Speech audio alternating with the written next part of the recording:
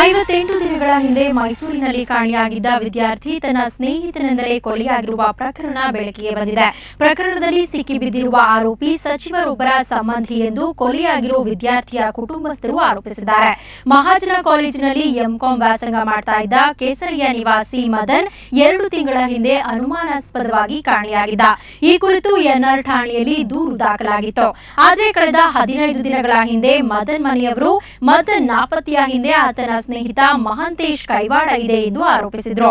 ಈ ಕುರಿತು ಪೊಲೀಸರು ಮಹಾಂತೇಶ್ನ ವಿಚಾರಣೆಗೆ ಒಳಪಡಿಸಿದಾಗ ಕೊಲೆ ರಹಸ್ಯ ಬಯಲಾಗಿದೆ.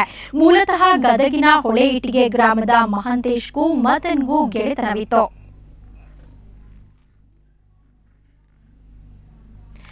ಆಷಾಢ ಮಾಸ ಬಂದ್ರೆ ನವ ದಂಪತಿಗಳಿಗೆ ವಿರಹ ಕಾಲ. ಆದ್ರೆ ಮಂಡ್ಯ ಹಳ್ಳಿಯೊಂದರಲ್ಲಿ ನಡೆದ ಪ್ರಥಮ ಏಕಾದಶಿ ಹಬ್ಬ ನೂರಾರು ನವ ಜೋಡಿಗಳನ್ನ ಆಷಾಢದಲ್ಲೂ ಒಂದುಗೂಡಿಸಿತು. ಜಾತ್ರೆಯಲ್ಲಿ ಒಂದೆಡೆ ಸೇರಿದ ಜೋಡಿಗಳು ಗುಡ್ಡವನ್ನೇರಿ ಗಾಳಿಪಟ ಹಾರಿಸಿದ್ರು. ಮತ್ತೊಂದ್ ಕಡೆ ನಲ್ಲನನ್ನ ಮನಗೆಲ್ಲಲು ನಲ್ಲೆ ರಂಗೋಲಿ ಬಿಡಿಸಿದ್ರೆ ನಲ್ಲ ಕಲ್ಲುಗುಂಡು ಎತ್ತಿ ಮೀಸೆ ತೆರೆದ. ಬನ್ನಿ ನೋಡೋಣ ಕಲರ್ಫುಲ್ ಜಾತ್ರೆಯ ಮಸ್ತ್ ಮಸ್ತ್ ಝಲಕ್.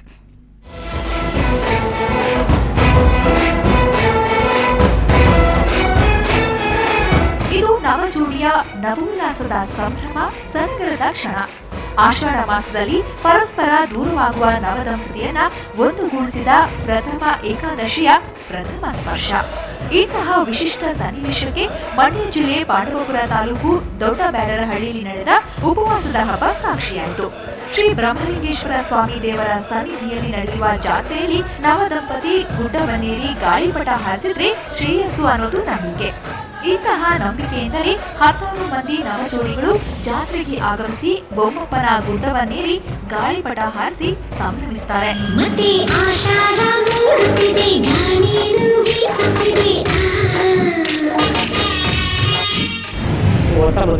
ಬಂದು ಬೆಟ್ಟ ಹತ್ತಿ ಪಟ ಹಾರಿಸಿದ್ರೆ ಒಳ್ಳೇದು ಅಂತ ಹೇಳಿದ್ರು. ಹಂಗಾಗಿ ಈಗ ಪಟ ಹಾರ್ಸಕ್ಕೆ ಅಂತ ಬಂದು ತುಂಬಾ ಖುಷಿ ಅನ್ಸುತ್ತೆ. ವರ್ಷ ಬರ್ತೀವಿ ಇಲ್ಲಿಗೆ. ಹೊಸದಾಗಿ ಮದುವೆಯಾದಂತಹ ದಂಪತಿಗಳು ಇಲ್ಲಿಗೆ ಬಂದು ಪ್ರತಿ ವರ್ಷ ಅಂದ್ರೆ ಹೊಸದಾಗಿ ಬಂದು ಈ ಹಬ್ಬದ ವಿಶೇಷ ಏನಂದ್ರೆ ಜೋಡಿಗಳು ಬಂದು ಪಟನ ಹಾಕಿ ಅದರ ಒಂದು ಸಂತೋಷ ಸಂಭ್ರಮವನ್ನು ಹಂಚ್ಕೋತಾರೆ. ನವ ಜೋಡಿಗಾಗಿ ಏರ್ಪಡಿಸಿದ್ದ ಈ ಗಾಳಿಪಟ ಸ್ಪರ್ಧೆಗೆ ಮೇಲುಕೋಟೆ ಶಾಸಕ ಸಿಎಸ್ ಪುಟ್ಟರಾಜು ಚಾಲನೆ ಕೊಡ್ತಿದ್ದಂಗೆ ಬಗೆ ಬಗೆಯ ಪಟಗಳು ಬಾನೆತ್ತರಕ್ಕೆ ಹಾರಿ ಚಿತ್ತಾರ ಮೂಡಿಸಿದ್ವು.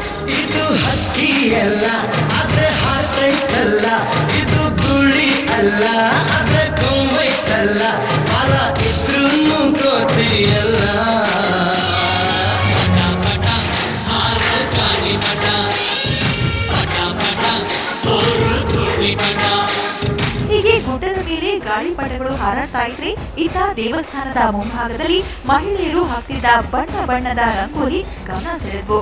ಅಲ್ಲದೆ ನವವರರು ಕಲ್ಲುಗುಂಡು ಎತ್ತುವ ಕಸರತ್ತು ಭರ್ಜರಿಯಾಗಿ ಇತ್ತು.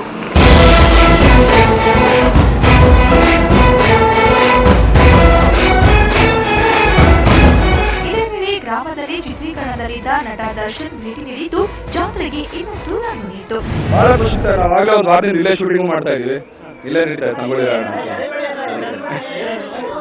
ಒಳ್ಳೇದಲ್ಲ ಸರ್, ಆ ಸಂಸ್ಕೃತಿ ಉಳಿಸ್ಕೊಂಡು ಬೆಳೆಸ್ಕೊಂಡು ಹೋಗ್ತಾ ಇರಲ್ಲ, ಅದು ದೊಡ್ಡದಲ್ಲ. ಇಲ್ಲ ಅಂತಂದ್ರೆ ಈಗೆಲ್ಲ ಸ್ವಲ್ಪ ಮಾಡರ್ನೈಸ್ ಕಲ್ತ್ಬಿಡ್ತಾ ಇರ್ತಾರೆ. ಇದೆಲ್ಲ ಮಾಡೋದು ತುಂಬಾ ಒಳ್ಳೆ ಕೆಲಸ. ಆಷಾಢ ಮುಗಿಯುವವರೆಗೂ ದೂರ ಎತ್ತಿದ್ದ ನವವಧುವರರು ಜಾತ್ರೆಯಲ್ಲಿ ಒಟ್ಟಾಗಿ ಸೇರಿ ಪಟ ಹಾರಿಸಿ ಖುಷಿ ಪಟ್ಟರು. ಸೋಮಶೇಖರ್, ಸುವರ್ಣ ನ್ಯೂಸ್ 24/7 ಮಂಡ್ಯ. ಕ್ರಿಕೆಟ್, ಫುಟ್ಬಾಲ್ ಮುಂತಾದ ಆಧುನಿಕ ಕ್ರೀಡೆಗಳ ಭರಾಟೆಯಲ್ಲಿ ಗ್ರಾಮೀಣ ಕ್ರೀಡೆಗಳು ಮರೆಯಾಗ್ತಾ ಇವೆ. ಆದರೆ ಉತ್ತರ ಕರ್ನಾಟಕದ ಹಲವೆಡೆ ಇಂದಿಗೂ ಗ್ರಾಮೀಣ ಕ್ರೀಡೆಗಳು ಹಾಸುಹೊಕ್ಕಾಗಿವೆ.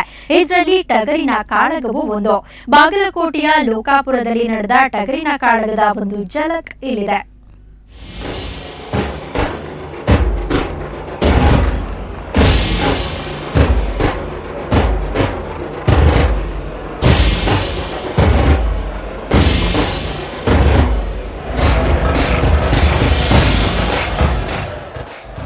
ದುರ್ಗಾದೇವಿ ಜಾತ್ರಾ ನಿಮಿತ್ತ ಬಾಗಲಕೋಟೆ ಜಿಲ್ಲೆಯ ಮುಧೋಳ ತಾಲೂಕಿನ ಲೋಕಾಪುರದಲ್ಲಿ ಟಗರಿನ ಕಾಳಗ ನಡೆಯಿತು. ಜೀವದ ಹಂಗನ್ನು ತೊರೆದ ಟಗರುಗಳು ಗೆಲುವಿಗಾಗಿ ಕಾದಾಡಿತು.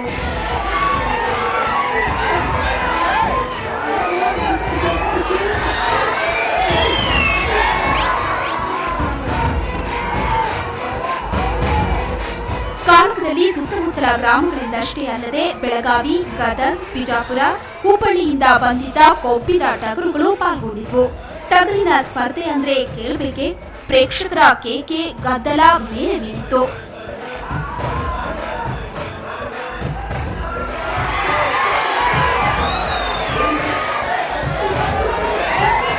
ಇವತ್ತಿನ ಈ ದುನಿಯಾದಲ್ಲಿ ಕ್ರಿಕೆಟು, ವಾಲಿಬಾಲ್, ಫುಟ್ಬಾಲ್ ಅಂತ ಎಲ್ಲ ಕ್ರೀಡೆಗಳಿಂದ ಈ ಹಳ್ಳಿಗಳಿರ್ತಕ್ಕಂಥ ಇಂಥ ಕ್ರೀಡೆಗಳು ಮರೆಯಾಗ್ತಾ ಇದೆ.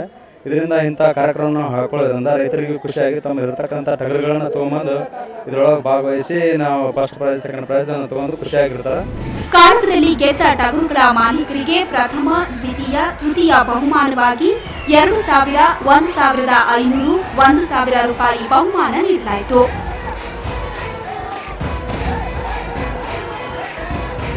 ಟಗರ ಅದನ್ನ ಸಾಕಿವ್ರಿ, ಅದನ್ನ ಭಾಳ ಪ್ರೇಮದಿಂದ ಮೇಯಿಸಿ ನಾವು ಕಡ್ಲಿ ಬೇಳಿ ಹಾಲು ತತ್ತಿ ಹಾಕಿ ಮೇಯಿಸ್ತೀವಿ. ಅದನ್ನ ಇನ್ನೂ ಮುಂದೆ ಪಾಯ್ಸಿಗೆ ನಾವು ಇಲ್ಲಿ ಲೋಕಾಪುರ ಫಸ್ಟ್ ಇದ್ದಾರೆ, ಇನ್ನು ಮುಂದೆ ನಾವು ಅದನ್ನ ಮುಂದೆ ಇದಾಗಲೇ ಮೇಯಿಸ್ತೀವಿ. ಒಟ್ನಲ್ಲಿ ಮರೆಯಾಗುತ್ತಿರೋ ಗ್ರಾಮೀಣ ಕ್ರೀಡೆಗಳನ್ನ ಪುನಶ್ಚೇತನಗೊಳಿಸುವ ನಿಟ್ಟಿನಲ್ಲಿ ಇಂತಹ ಸ್ಪರ್ಧೆಗಳು ಪ್ರಮುಖ ಪಾತ್ರ ವಹಿಸುತ್ತಿವೆ. ಮಲ್ಲಿಕಾರ್ಜುನ್ ಹೊಸಮನಿ, ಸುವರ್ಣ ನ್ಯೂಸ್ 24/7 ಬಾಗಲಕೋಟೆ.